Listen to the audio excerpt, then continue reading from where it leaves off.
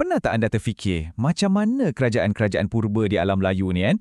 Kawasan dia beribu-ribu pulau. Tapi macam mana diorang boleh dominasi perdagangan dunia untuk beratus-ratus tahun lamanya? Jom kita rungkai sama-sama rahsia diorang ni. Okey, soalan dia nampak simple kan?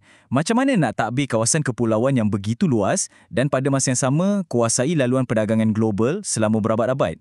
Apa sebenarnya resipi rahsia kerajaan-kerajaan hebat macam Srivijaya, Majapahit atau Angkor?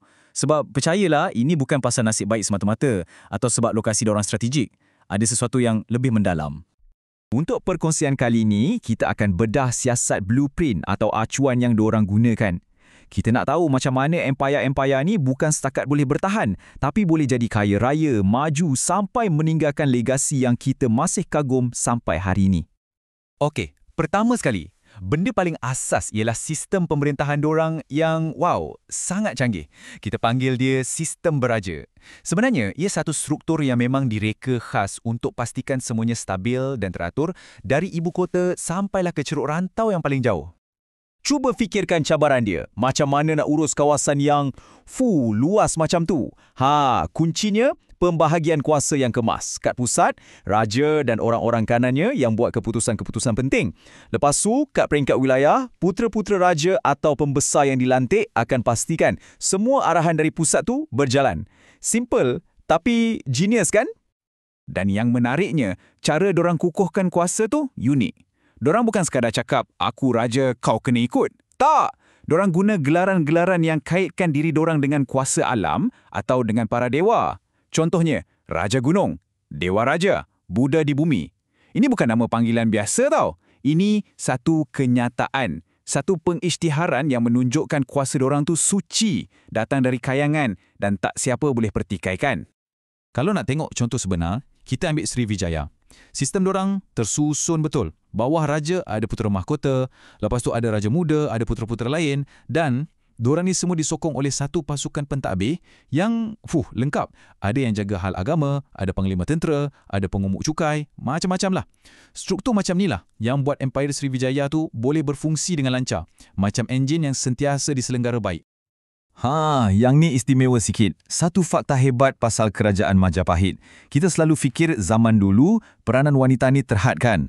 Tapi di Majapahit, wanita kerabat diraja, dorang pegang jawatan-jawatan penting tau. Dorang bukan setakat isteri atau puteri. Dorang jadi penasihat dalam majlis diraja. Malah ada yang jadi pemerintah. Hebat kan? Ini tunjukkan betapa fikiran dorang jauh ke depan. Sangat progresif untuk zaman tu. Okey, bila politik dah stabil, pentadbiran dah kemas, apa jadi? Duit masuklah. Kemakmuran ekonomi mula datang. Jadi persoalannya, dari mana datangnya semua kekayaan yang melimpah ruah ni? Jom kita periksa enjin ekonomi dorang pula. Ekonomi dorang ni, kita boleh bayangkan macam satu enjin dengan 4 silinder. Semua kena jalan serentak. Pertama, pertanian. Ini asas, bekalkan makanan untuk semua orang. Kedua, hasil hutan dan laut. Sumber barang-barang yang unik. Ketiga, perlombongan dan pembuatan. Di sinilah diorang proses bahan mentah jadi produk mahal. Dan yang keempat yang paling penting, perdagangan. Semua hasil tadi tu, diorang jual ke seluruh dunia. Dari situlah kekayaan datang mencurah-curah.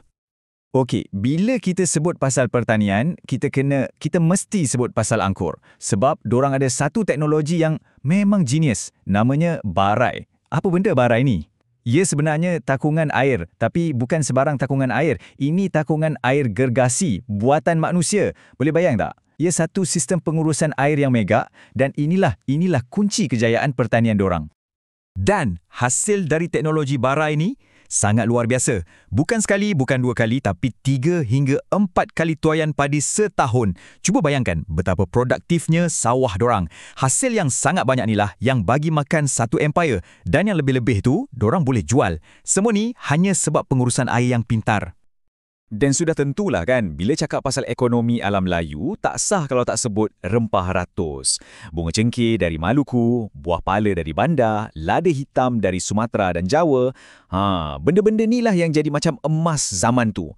Satu dunia inginkan rempah ni. Sampaikan pedagang dari China, India, Parsi, semua sanggut berlayar beribu batu semata-mata nak datang ke sini. Inilah yang menjadikan alam Melayu ni pusat tumpuan dunia. Jadi, bila kita dah ada kestabilan politik, Semak. Hasil bumi yang mahal. Semak. Apa lagi? Jadilah pemain utama dalam perdagangan dunia.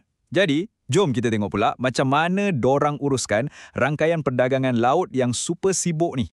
Pelabuhan-pelabuhan macam Okyo di Funan, Palembang di Sriwijaya, Tuban di Majapahit, ini bukan sekadar pelabuhan biasa. Ini macam lapangan terbang antarabangsa zaman tu. Sibuk sangat. Dari sinilah semua barang-barang mewah macam gaharu, kapur barus, gading gajah dan mestilah rempah ratus dihantar keluar. Senang cerita, pelabuhan-pelabuhan inilah pintu gerbang kekayaan.